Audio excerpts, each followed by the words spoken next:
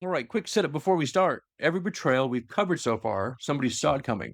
Somebody got a warning out, or somebody got away, or something like that, right? We talked about Eisenstein, but this one, nobody's going to get a warning because the Ultramarines, who is the biggest and most squared away legion of the whole Imperium, are gathering 200,000 of their own for a routine campaign, supposedly going to fight some orcs. And a legion joins them who they think are their friends. Whatever, the entire time, they have no idea what's coming. So, in this episode of Ultramorons, we're going to talk about Calth and the Ultramarines. So, I'm your host, as usual, Lane, and I got Connor yep. back here. I'm excited to talk about the Ultramarines, kind of the poster boys of 40K. Oh yeah, I mean, everybody knows the blueberries. I mean, Right. it's like even in Space Marine 2. I mean, it's Captain Titus. Well, in that game, it was Lieutenant Titus, but Captain Titus, Ultramarine, Space Marine 1. You play as Captain Titus, Ultramarine. Anyways, yes, they're the poster boys. I mean, Guilliman is the guy, right? Especially in the modern lore, he's kind of, in charge in a way. But we're not there yet. But yes, poster boys, they are the cover of every 40K thing because they're the good guys. So we are going to talk about Calth. And Calth is one of the safest places in the galaxy. Think of it like, I can't think of a good analogy. It's the safest place in the galaxy. And it's called the Jewel of Ultramar. And that's what I call Ultramarines, by the way. It's because they're from Ultramar. Not because they're Ultra Space Marines, because they're from Ultramar. So, really just nothing but clever stuff here. It is a big, blue, bright, busy world under its star Viridian in the Viridian system. It has farms, it has cities, heavy industry. It's the perfect place to live. If you live on Calth, you are the luckiest person in the galaxy at the time. It's just a wonderful place to live. It's kind of like Finland. There we go, Finland. And they're considered one of the best places to be. Also, I mean, Ultramar in general is considered one of the best places to live because Ultramarines, they're the biggest legion, and they also have like no problems really. Any problem they have, they handle it pretty efficiently. So Calth right now is hosting one of the largest gatherings of the military force that the Imperium has ever assembled in one system. It is 200 companies of 13th Legion, so 200,000 Ultramarines, plus Imperial Army, Mechanicum support, and thousands of ships. So remember last episode we talked about Mechanicum. Right. They'll still be helping in some ways. Got it. And now they don't even know about that, what happened on Mars. This happens right after Isstvan 5, what we're talking about right now. Okay. The same time-ish, maybe. I don't know the exact time, but it's pretty close after. So they don't even know Horus is doing what he's doing. I mean, the Emperor does because Eisenstein got back to Earth in time. So it's still, breaking news. Right. So they're all assembling for a joint campaign against the Ork Empire called the Gazlak Xenohold. And it's kind of, the picture I have here is kind of, what that would look like. Ultramarines fight Orks, classic, right? And they're getting ready for it because Orks are showing up and Orks are real dangerous. Because Orks, and we'll probably do an Ork episode someday, they're biological in the way that they're basically plants. So they all come from something called the orchoid fungus. And they reproduce through this fungus. They don't have babies or anything. They just kind of grow out of the ground and they just attack like like a horde of an army. Mm-hmm. So they're very hard to get rid of because if one spore of this fungus lands on your planet and you don't know about it, it is going to spread so quickly and so rapidly that it's going to overtake your planet. So their Orks are dangerous for multiple reasons, but that's also one of them. Right. So they're all getting ready for this. And also, way back when we talk about Onor, that was the Emperor and Horus against an OrK War boss. So you got to think, the Emperor and Horus, the two strongest people in the galaxy at the time, fighting one OrK War boss. So they're not, 200,000 people to fight Orks is not unreasonable. Right. Okay. They can get very out of hand very quickly. And so everybody at Calth, this is like a normal thing. Nothing suspicious is going on. They're all ready. They all have their banners up. Their ship's getting ready. It's going to be a wonderful time. And, to kill Orks, right? The thing they do the best. So while they're getting ready, they kind of do these drills. And there's a big thing in Ultramarines called theoretical and practical. So one of them, they say OrK theoretical. How would you handle it? And then they say head or spine mass reactive, right? That's how you kill an Ork quickly. You shoot him in the head or you shoot him in the spine with the mass reactive shell. So mass reactive shell is, so they have the bolt guns, and the bolt guns shoot it's almost like a soda can size bullet. And when it hits something, not only obviously it's going to punch a hole through it, but once it hits something, it explodes on impact. It reacts to mass. That's what's called mass reactive. So hit an Ork in the head, and once it hits them in the head, because they can keep going after part of their head is blown off, because they don't have brains. They're a bunch of they're funguses, right? So a bunch of nerve endings. It's very interesting biology. So you hit them in the head and it blows up their head, then they're going to die from that. Or you shoot them in the spine and they can't move. So that's kind of the move. Head or spine. Don't shoot them in the hands. Don't shoot them in the legs because they'll just crawl after you and chew your feet off. So yeah, that is how they fight everything. Theoretical and practical. So every threat that you can think of, they got a plan for it. So Guilliman says often the fight is won before the first shot has been fired, right? Because that's how smart he is and that's how smart his guys are. He's like, man, we know how to handle orcs. It's not even, this war's already over, right? So they're all ready to go. But one of the Ultramarines says, and he gets in trouble for it actually, says there is no tactical precedent for a Space Marine to fight a Space Marine. And he kind of thinks that. He's like, well, shouldn't we think about that, right? So he makes kind of a theoretical, practical plan for it. And he gets in big trouble for it because, hey, why would you even bring that up? We would never fight each other. That's so crazy you would say that. So this guy named Remus Ventanus. Oh, no, sorry. It's not Remus Ventanus. It is somebody else. I don't have his name here. No, it's Aenid. So this is a picture of Aenid, his little tiny head, his big armor. So that red helmet, that red thing there is a helmet. So he gets in trouble for this, and you get your helmet painted bright red. And it shows that you are censored, basically. So everybody can see that you are not to be talked to, or you're kind of an outcast, right? It's that red letter, right? Okay. So he's awaiting kind of a trial. And he's been summoned up to the flagship to answer for it. And, they're going to talk to him about it and be like, hey, why are you planning this, right? There's a whole trial. But he's like, because I just think maybe one day we need to know about it. So other people that are there that show up for this supposedly orc invasion, are the word bearers. And now we know that that's bad. And they arrive there with hundreds of ships, and even the Primarch himself is there. And Ultramarines are like, oh, this is wonderful. You guys are here helping us. 2 legions against these orcs. Forget it. They're already green paste. They trust each other completely. But remember, actually, a long time ago, one of our early episodes, we talked about Monarchia. So, who did that? All that burning down of Monarchia was Guilliman. So this is personal as well. But Guilliman doesn't think anything of it. He thinks, oh, Dad just told me to burn down your cities with my guys. And, you're over it now, right? You're cool now, right? Lorgar is definitely not cool about it. He's very, very still mad about it. Because, he worshipped the Emperor as a god, right? And that was big punishment. Right. So Guilliman kind of blind spot is like, well, even if he's a little mad about it, what is he going to do about it, right? Maybe we'll have a little fight. Maybe we'll have a little argument, whatever. He has no idea. So they all get ready. This time passes that they're placing all the ships in this formation. Everything's ready. The Primarch writing his book about, it's called I think it's the beginning stages of the Codex Astartes, which is basically the rule book for Space Marines, how you do it. And now it's like, if you ever play Space Marine 1 or even 2, there's a guy on the team. Everybody hates him though. Anyways, he's the guy that is always like, the Codex Astartes does not support this action. Like, all right, shut up, nerd. It's a suggestion. It's not like a law. It's like half law, if that makes sense. You're supposed to follow these rules, and if you don't, you might get in trouble. But if you have a reason to break the rules, then that's fine. Okay. But it's not. This is kind of the beginnings of that book. He doesn't finish that book for a long time, for reasons we'll find out soon. So, way out in the other area of this system, there is a ship called the Campanile, and it is a support vessel, basically a floating warehouse ferry. Because you think about wartime, you have to have supplies. Get from ship to ship. So out in a deep system far away, the word bearers sneak onto it and take it. And they board it, kill the crew, and then fill it with something. And the book says the thing made of night filling the Campanile up, every compartment and deckway. So is it demons? Is it some warp energies? It's something weird that they just put in this ship.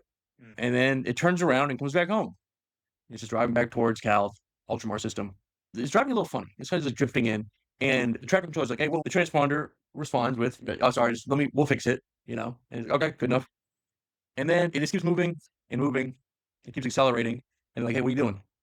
Accelerating. And by the time it gets to a point where it can't stop, it's aimed right towards this moon called the Viridian Anchor. And it is a great shipyard that they make it's Pearl Harbor, right? And then it smashes into it.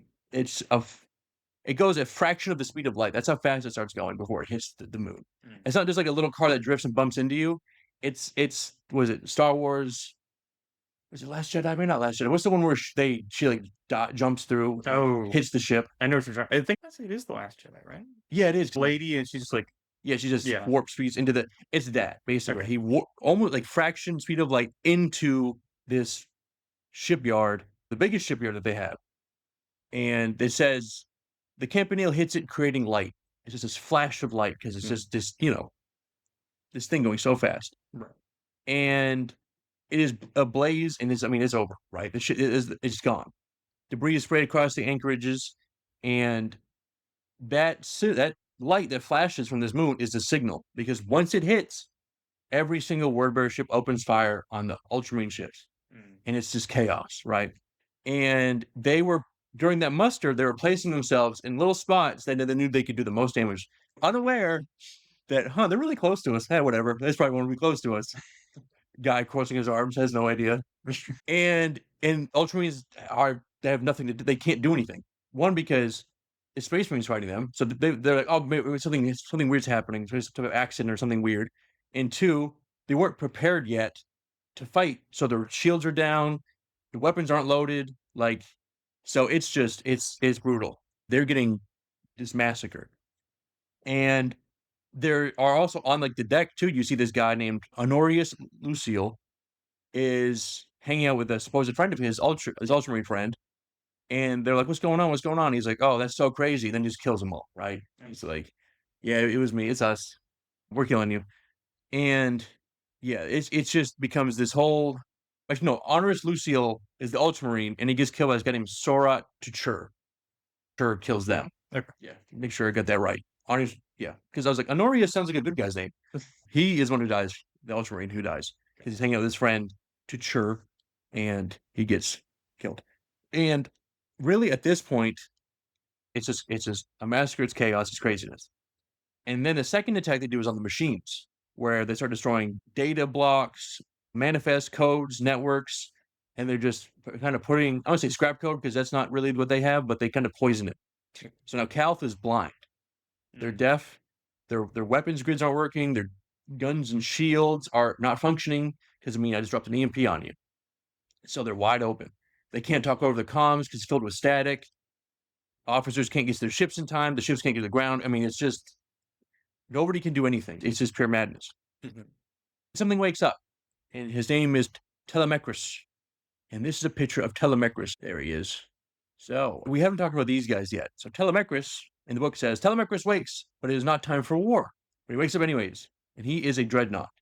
And a Dreadnought is basically when a Space Marine gets wounded so bad that he can't fight anymore. Let's just, all his arms and legs are blown off. He's the guy from the Metallica song 1, right?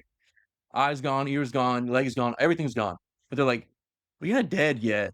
So I'm going to put you in this big box. And this box is then put into a basically war machine. Think of it like how with the knights, but it's not quite a knight. It's a little smaller. And it is a walking sarcophagus of armor and weapons. Basically, if this thing shows up in battlefield, whatever is against it is going to die, because these things are made for war only. They put them to sleep when they're not fighting war, then they wake up, they go to war. And that's why it's weird that he wakes up, because it's not time for war. He just jostled awake. So he's one of the newest of the Dreadnoughts. He just got interred recently, and he has been asleep for a long time. And he wakes up to fight. But it's weird. He's like, what am I fighting? I don't know if I'm supposed to fight. So he wakes, and he goes through like his code and all those different things, and he doesn't know what's going on either. But he's ready to go for whatever comes. So Warbear doesn't have to deal with these Dreadnoughts. Dreadnoughts are not very common in some legions. Like, some people find them, like, especially, we haven't talked about it yet, but like White Scars don't like Dreadnoughts because they find it's like almost antithetical to life. Like, if a warrior dies, you should let them die, type of thing. And it's also so restrictive to the way they like to move around. Like, they love to be fast, they love to be quick and do these hit and run attacks. You can't do that in a Dreadnought. You're a walking tank. So some people, it's very I don't say it's uncommon, but you don't see a lot of Dreadnoughts for some legions. But Ultramarines have a lot of them because, one, they're the biggest legion, and two, A, you're still alive, so we're putting you in the box. Sorry, I was going to say, so the Space Marine is still alive in there then? Okay. He's just like a head and torso. I don't know what damage Telemachus took to get put in there, but it's obviously enough where he couldn't fight anymore, and there was no surgeries you could to fix him. So this is the last thing you can do.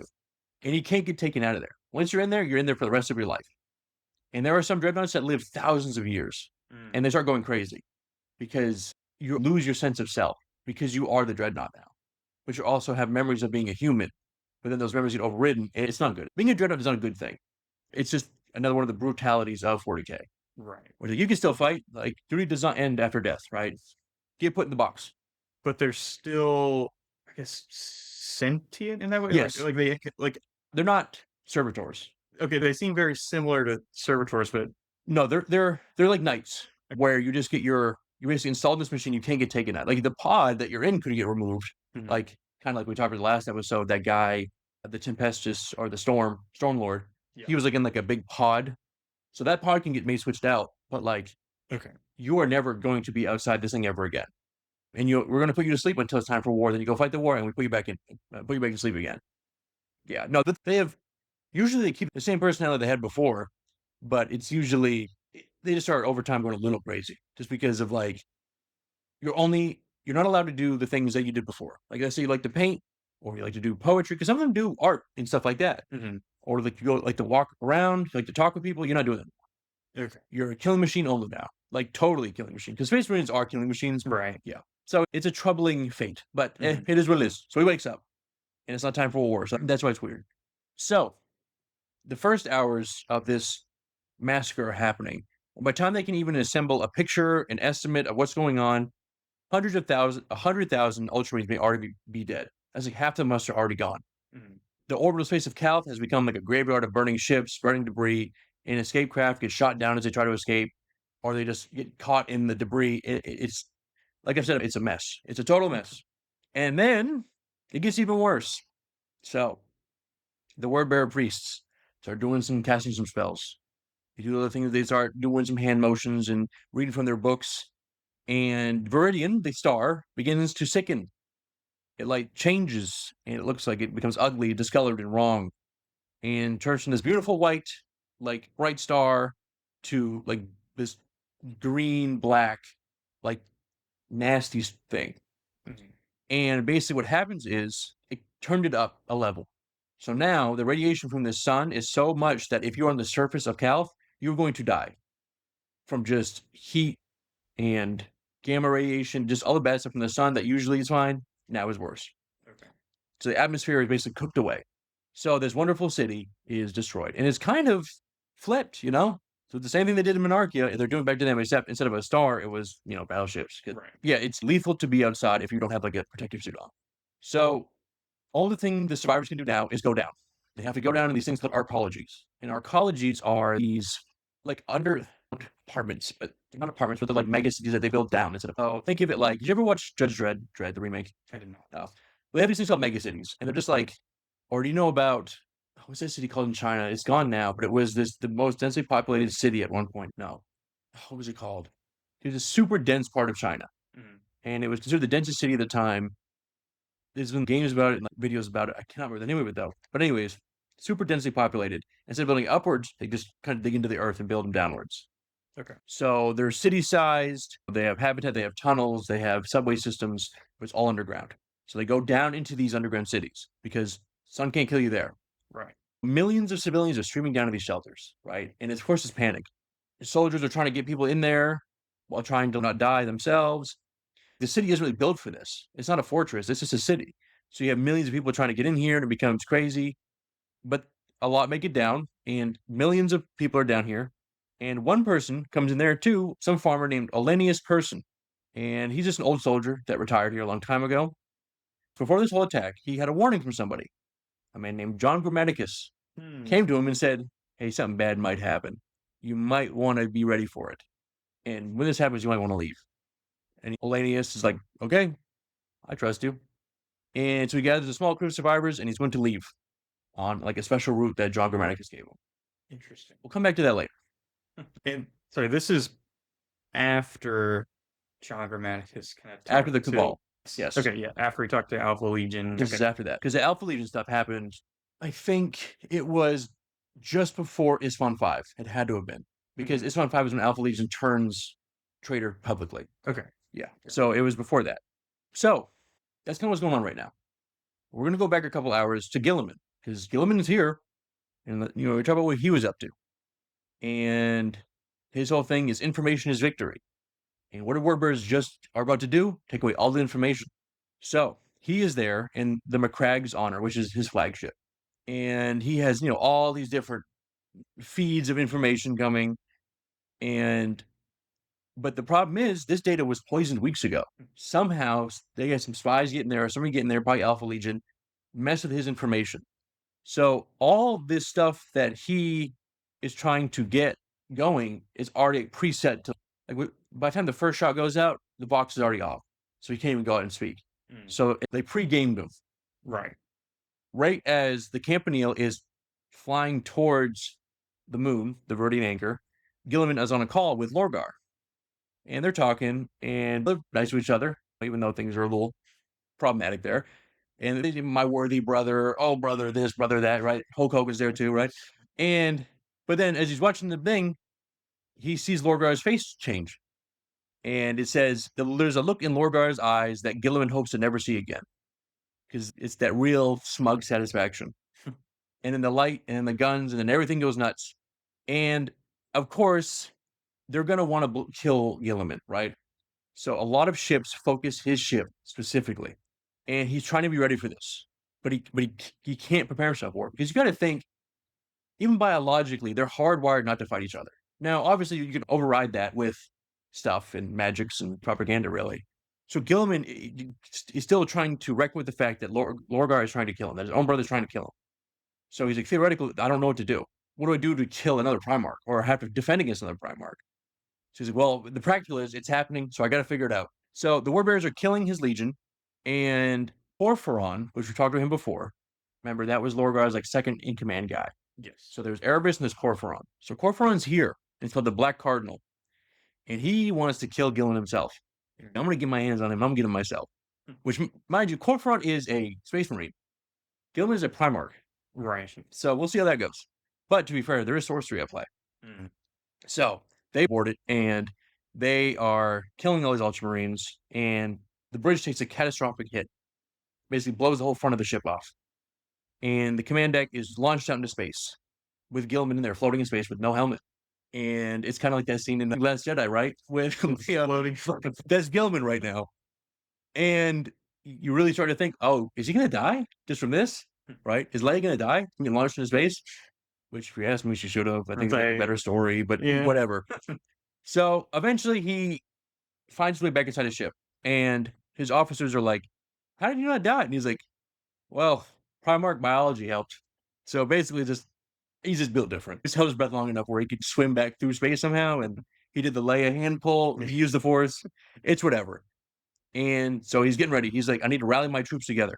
So he tells Marius Gage, who's his chapter master. And chapter masters are the top guy under the Primarch only.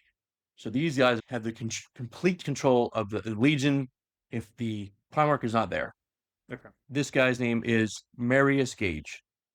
The chapter master now is Marnius Calgar. And he's very cool looking. He has like two fist guns. He's in Space Marine 2 near the end, but that's way in the future. But yeah, Marius Gage. And that's a picture of Marius Gage. He has a tiny little head in his big armor. He's also older too. I mean, Space Marines live for, nobody really actually knows how old Space Marines can get. I mean, it's definitely over 10,000 years because Dante's still alive in the future. He's a Blood Angel. We'll get into that later. So the fact that this guy's gray hair means something. Right. So he's like, all right, look, we need to make a plan. And we need to kind of start figuring out how to defend ourselves better here. And he's okay, let's figure it out. Now, back on the planet, we're going to go back a little back in the future now. We're trying to get underground. A guy named Remus Ventanus. And Remus Ventanus, I think I have a picture of him. This guy. He is a captain. So he is nothing special, really, just regular captain. I mean, captain is special, but he's not not chapter master or a dreadnought. So he is trying to basically protect the people. He's just collecting people, his own troopers, a sergeant, stray legionaries from shattered companies, anybody that can pick up a weapon and use it. He starts doing that theoretical, practical thing to get people to defend themselves. And there's a man that joins him named Sullus. And Sullus is like, oh, I'm gonna kill all the word bearers. I'm gonna kill Lorgar myself. And he's like, listen to me, that's crazy. That's not gonna happen. So you need to listen to me. He says, the theoretical is, you go out and you fight all those word bearers, you get to Lorgar, you die. The men you take with you die. Munitions, weapons, all that are lost. All for nothing. So Sullus, do not do that. And Sullus says, are you doubting my courage? And Ventanus says, we know no fear, but I think just now you do. Because so many times in these books, in these stories here, Space Marines know no fear. And then many times in the book, they'll say they know no fear, but sometimes they do. Like, what book was it? I think it's actually in Isfon 5 when Angron shows up. And I can't remember who it is. I think it's Logan or one of those named guys. Once Angron shows up, it says in the book, he knew no fear, but right now he was pretty close. And he basically tells the other guys, we need to run.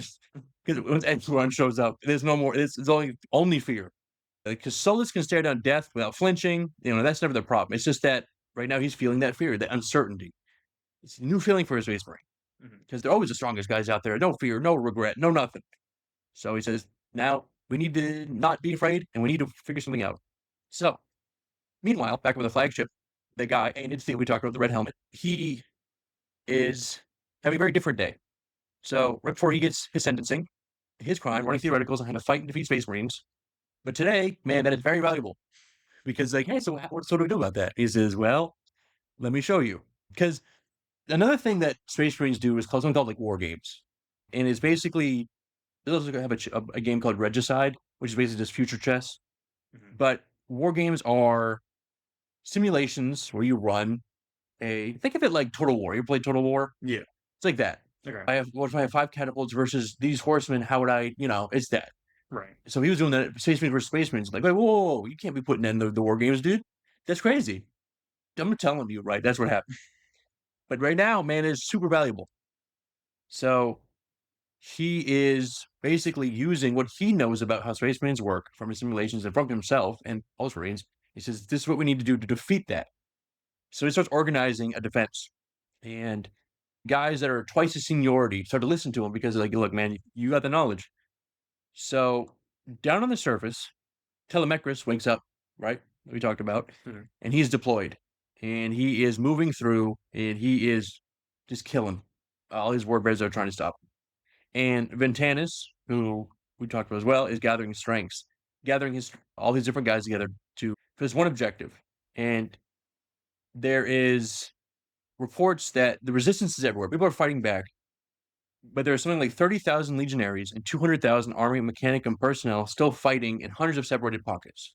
So we need to get them all together because we can't communicate with them. So we need to kind of go from block to block and pick everybody up.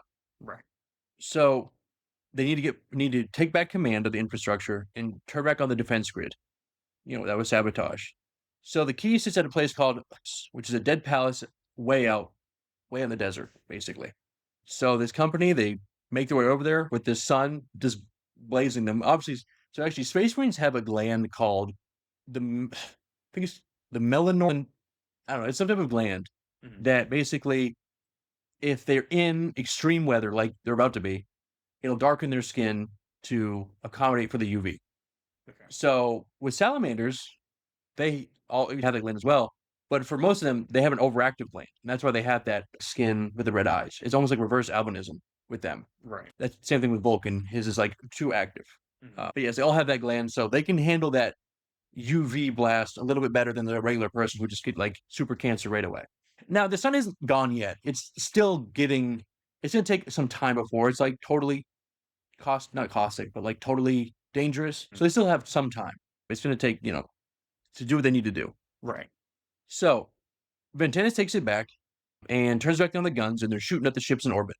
So the ships are flying away because, like, well, I thought we were winning and now we're getting shot. This sucks. Getting hurt actually is bad. So Telemachus is fighting. Teal is leading the flagship defense. Ventanus gets the grid back. They're starting to build back up again. They're starting to retaliate. So the real purpose of this kind of sneak attack was obviously Horus Heresy and all that. But the reason is that the 13th Legion, which is Ultramarines, are the biggest legion. So if you can take them out here, we don't have to worry about them at all for the rest of this heresy. Right. And the word bearers were like, yeah, but what if we just kill all of them though? At this point, it's bad news.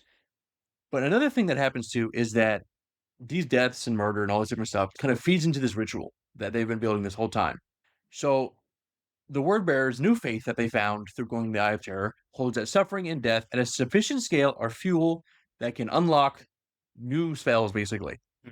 They're using 9th level spells over here, Okay. level 17 wizards.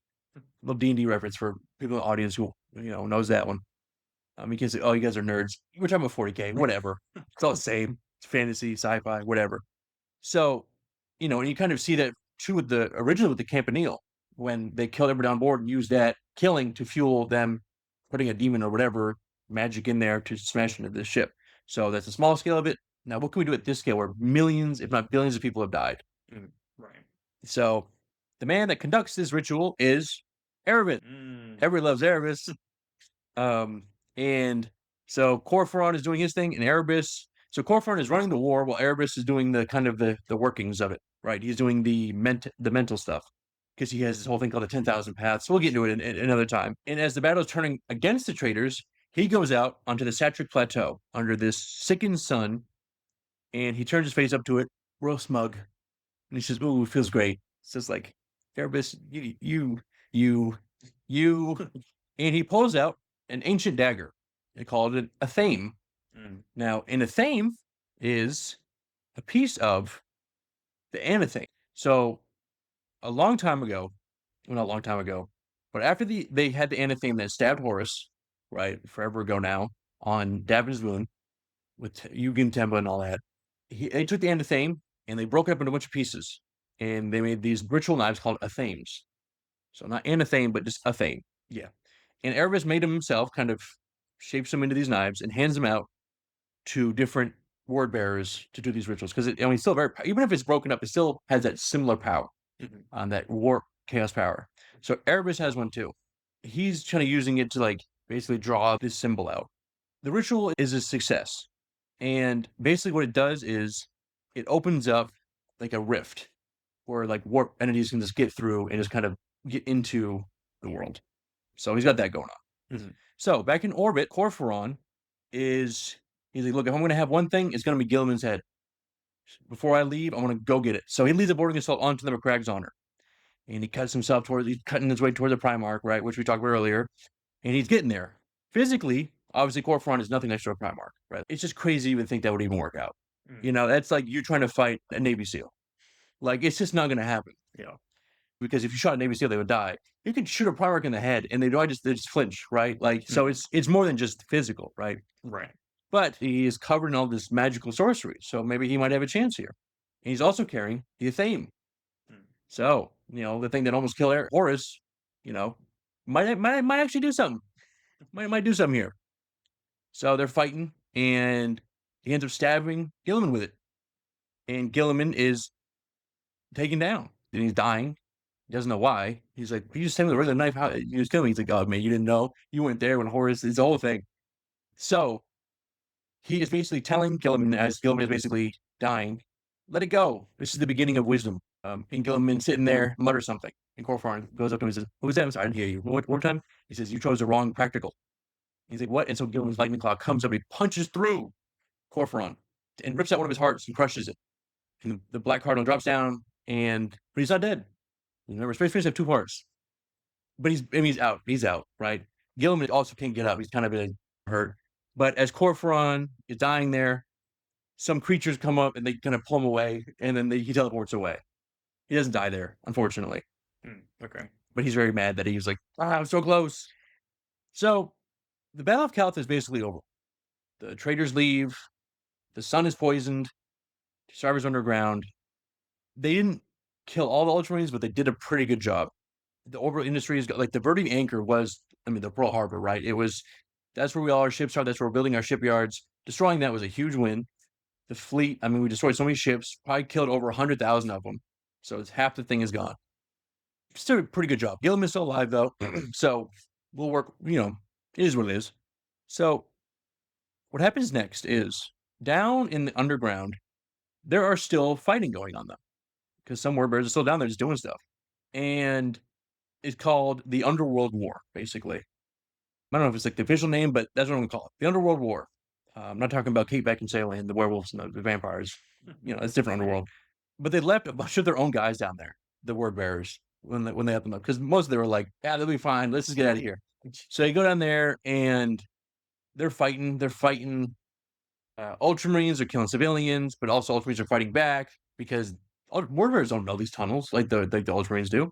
Right. So it is kind of this war down there, and basically what happens is this war goes on down there for like 7 years. So it goes for a while. And I can go the whole 7 years of it, but it is just little pockets of word bearers doing stuff and people, because you have these massive underground cities, Right. these tunnels, and you can sneak around in them. And so, yeah. And basically, when the word bearer says, Lorgar is not coming back for us, like, they figure it out after some time. So Ventanus stays there and he is trying to get some things rolling. And they call him the savior of Calth. And he says, I'm not a savior. I was doing my job. And they're like, well, you did it probably better than anybody else did. So he's like, well, okay. You guys won't call me that. So, yeah, then there's this Underworld War that happens for another 7 years. And that's kind of where this ends, though. So, kind of where things are right now is the Ultramarines are in a big pickle. I mean, that's one way to put it, right? They're in a big situation. All their guys are dead, mostly. Guilliman's still alive, but very hurt. The fleet's destroyed. Their planet is poisoned. All the planets in the system are poisoned because of the sun, right? And no important word bearers were left. Kor Phaeron got hurt, but yeah, they'll fix him up. So, yeah, it's a real bad situation to be an Ultramarine right now. So, yeah, you have any questions? Yeah, so what, and maybe I just remember everything. What happened to the guy that got warned by John Grammaticus? I know he got warned and he left, right? He left the planet. Okay. And that's all we know about that for now. Okay. Yeah. Got it. For those who really know the lore, they'll know exactly why that name's important. But we'll get to that a little later on.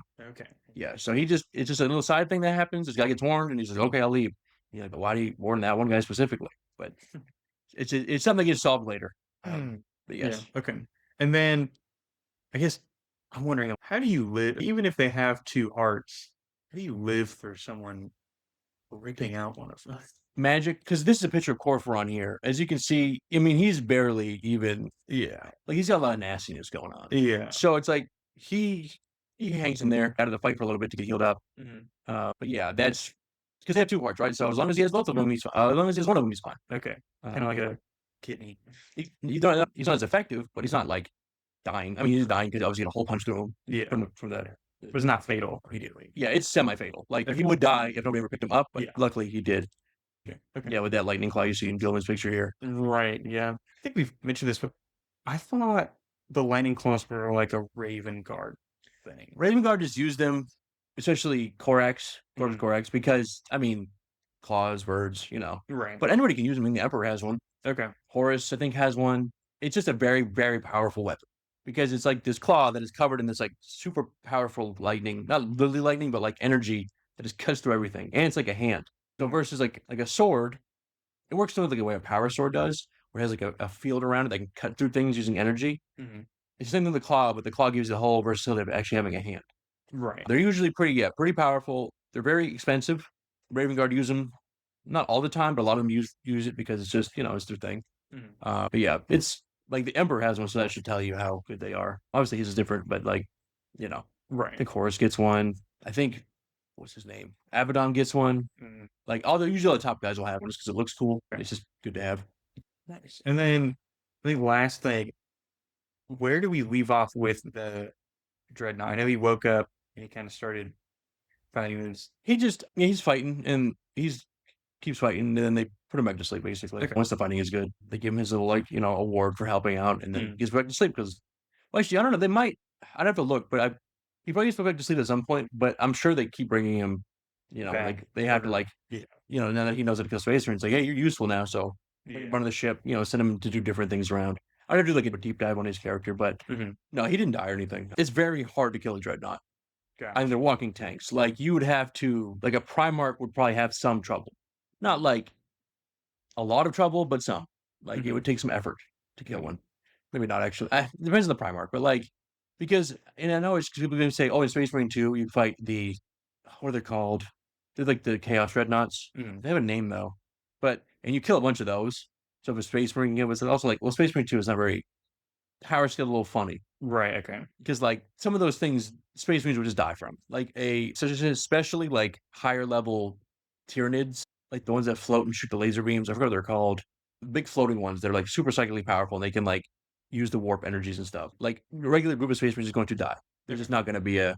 But it's whatever. It's a game, so you got you have to. Right. So it's also and that's the thing is too, like people try to power scale 40k, you really can't, Mhm. because like some writers would like say custodians are the strongest guys ever, but then you have something some Tyranids kill custodians. You're like, that doesn't make sense. And then it's like, oh, this demon is super powerful. And then you're like, ah, well, like going back to Fulgrim fights a Avatar of Cain, which is basically an avatar of one of the Eldar gods of war, or I think it's the Elder God of War, and he just chokes it to death somehow. This thing has lava blood. How does he choke it to death? Doesn't matter. He does it. You know what I mean? But it's like it's whatever the writers want. Like if you go off basically what should be the precedent, custodians should never die, but they do. Not all the time, but sometimes. So it's weird. Not sure. And you'll definitely see that more as we get in these books. Like, wait, how did that guy almost die from that? And then, but this before didn't kill him. It's like, don't worry about it.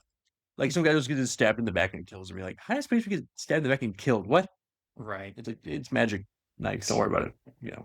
I think that's all I have for questions. I am curious kind of where we go with Guilliman from this, because I know Horse is in a bad way after he got stabbed with the anatheme. So Well, we'll definitely get to that. But next, we're going to talk about something called the Shadow Crusade. The Shadow Crusade is because this was just the beginning of what the Word Bearers want to do against the Ultramarines.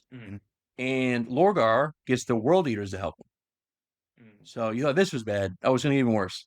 So something called the Shadow Crusade, where basically they're going to move through Ultramar and go through all 500 worlds to just burn it down to like nothing. Okay. And that is going to basically what we're going to talk about next. By next episode, yeah. So that's all I have for here. If you don't have any more questions, I guess we'll wrap it up there. All right. If you like this one, like it, subscribe, and do other things. If you didn't, well, I don't know. Sorry. But yeah. Bye.